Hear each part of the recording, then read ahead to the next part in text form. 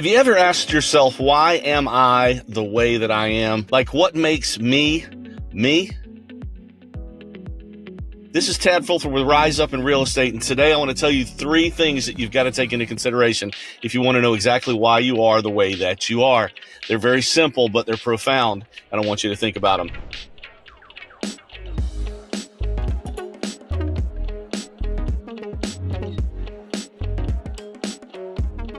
Number 1, your genetics. When you were born a certain way. You were given certain gifts. You were given certain abilities. You were given certain genes in your makeup that make you do certain things. A good example is you might be super tall. Your propensity to play basketball or volleyball would be higher because of that. You might have short twitch muscles or long twitch muscles that make you able to run fast or far better. You may have more right brain thinking, more left brain thinking. You might have just been born a certain way. So there are things about us that are there from the very, very beginning. Have you spent much time thinking about what those are for you? Do you know what you were given at birth? Have you studied your family history? Do you know what your family was good at or bad at? Do you know those things? The second thing that you need to take into consideration to figure out why am I the way that I am is, what have you learned since you were born?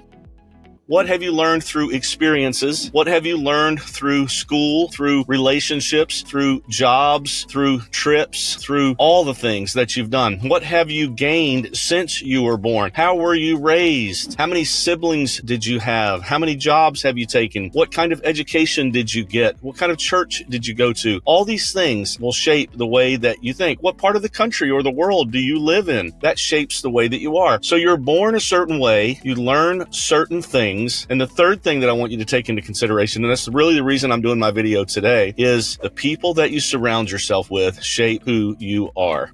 There's studies that show that you become the 5 people that you hang out with the most. Today, after you listen to this video, I want you to think about it. Who are you hanging out with the most? What you do with those people is you talk about things, you form opinions, you watch certain things on television together, you go to certain events together, you talk about things at lunch. It may be the 5 people that you spend time with might be your kids, might be your parents, might be your colleagues, might be your team, but the 5 people that you spend the most time with, who is that? Because if those people are people that you want to be like, keep them. If they're people that you don't want to be like, you need to reconsider, because the time that you spend with those people is forming the way that you are. I said that you were born a certain way, and the second thing is you learned certain things, and by these 5 people, you're learning more things day after day after day. What you need to do is focus on where you want to be and pick those 5 people accordingly. Those 5 people should help you get to where you want to be. So today, as you analyze who you are, how were you born? What were you gifted with? Write those things down. Secondly, what experiences have you been through? What have you learned in your life? And third, who are you around the most? What 5 people are shaping the way that you're going to be in the future? The final message of today's video is, what are you going to do with who you are? My opinion is, once you've been through certain experiences, you're born a certain way, and you're learning these things from these people, you are created into an individual that is supposed to make an impact on the planet. So once you figure out who you are, and once you figure out why you're that way, then go and make a difference. This is Tad Fulford with Rise Up in Real Estate, and I hope this video helps you rise up.